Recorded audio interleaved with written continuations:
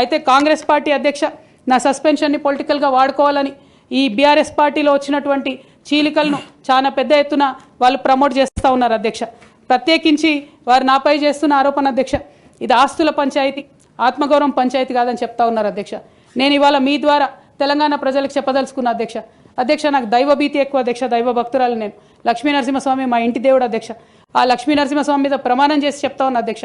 ఒక మహిళగా నాకు 2 కొడుకులు ఉన్నారు అధ్యక్ష, వాళ్ళిద్దరి మీద ప్రమాణం చేసి చెప్తా ఉన్నాను, నాది ఆస్తుల పంచాయతీ కాదు అధ్యక్ష, నాది ఆత్మగౌరవం పంచాయతీ.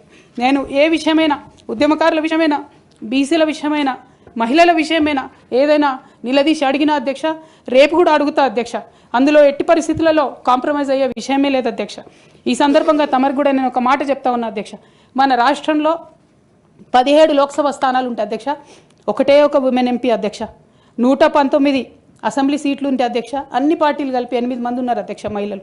40 మంది ఉన్న ఈ శాసన మండలిలో 3 ఉన్నాం అధ్యక్ష లేడీస్. మేము ఇక నేను పోతే 2 మిగులుతారు అధ్యక్ష.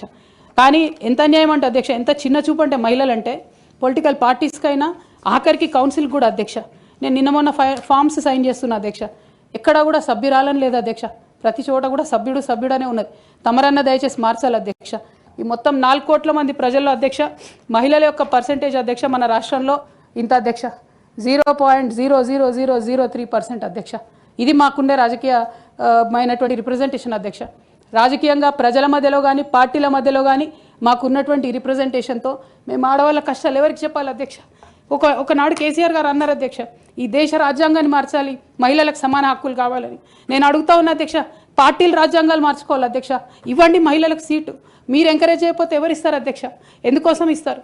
మనం రాణి రుద్రమదేవి గురించి ఇలా మాట్లాడుకుంటున్నామంటే డెఫినెట్గా ఆమె స్వతంత్ర సంగ్రామంలో ఉన్నప్పుడు అధ్యక్ష మొదలు కాంగ్రెస్ పార్టీలోనే ఉండే అధ్యక్ష, భగత్ సింగ్ కానీ సుభాష్ చంద్రబోస్ కానీ ఇట్లాంటి వాళ్ళందరూ. కానీ తర్వాత వాళ్ళ ఫిలాసఫీ వెతుక్కొని వాళ్ళ దారి వాళ్ళు వెతుక్కొని పోయినారు అధ్యక్ష. పార్టీలు వేరైనంత మాత్రాన, దారులు వేరైనంత మాత్రాన అధ్యక్ష లక్ష్యం ఒకటే కాదని కాదు అధ్యక్ష. నా లక్ష్యం ఎప్పటికైనా ఒకటే అధ్యక్ష, తెలంగాణ బాగుండాలి, తెలంగాణ ప్రజలు బాగుండాలి, వాళ్ళ కోసం పనిచేయాలి అధ్యక్ష. దానికోసం నేను ఖచ్చితంగా పనిచేస్తూనే ఉంటాను అధ్యక్ష. అదేవిధంగా అధ్యక్ష